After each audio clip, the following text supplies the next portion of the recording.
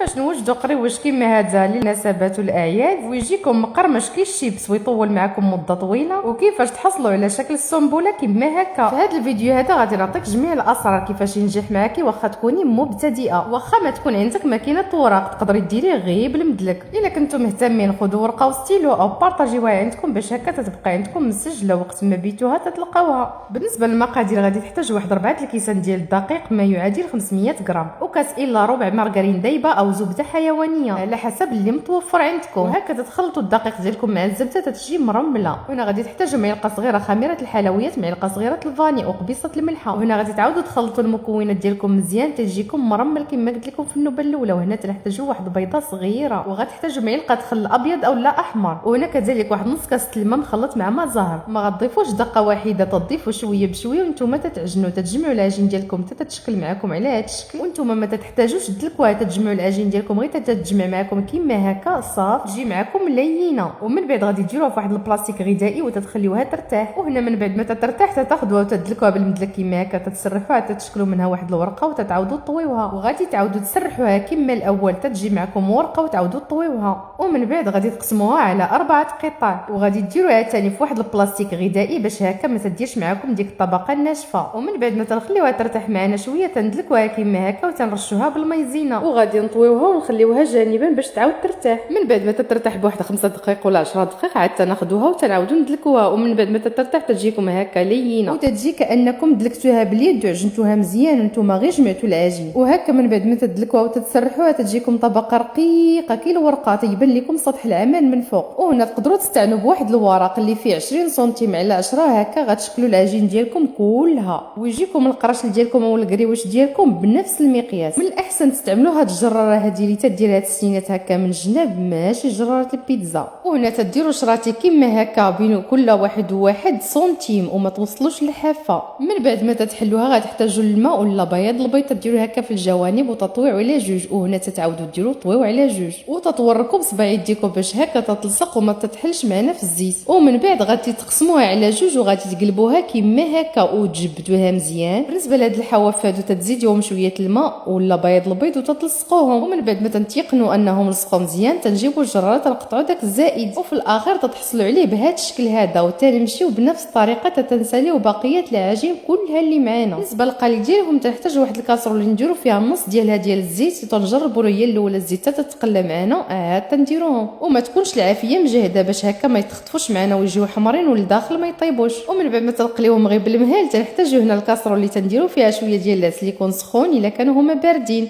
او العكس. وهكا تيجي القريوش ديالنا في الاخير. بهكا تنكونوا وجدوه بطريقه سهله اقتصاديه وينفعنا في رمضان، وخصوصا تيتباع غالي هكا غنوفروا على ريوسنا. التزيين تيبقى اختياري، ممكن ديروا الزنجلان، ممكن ديروا لوز كونكاسي، ممكن ديروا رقائق اللوز. اذا بغيتوا تحافظوا عليه مده طويله ما ديروش العسل، ديروا سكر باودر وديروها في شي علبه محكمه الاغلاق يبقى معكم شهر شهرين 3 شهور. اما الا لقيتوه مثلا رطب معكم تديروا غير في الفران تتسخنوا وتيجي معكم مقرمش من جديد. وكما اقول لكم دائما الا تعجبكم بحال هاد الوصفات السهله البسيطه الاقتصاديه ما تنساوش اللايك اشتراك باش هكا توصلكم كل جديد. والجديد دائما تلقاو في الفيسبوك واليوتيوب والرابط تلقاو على واجهه الصفحه.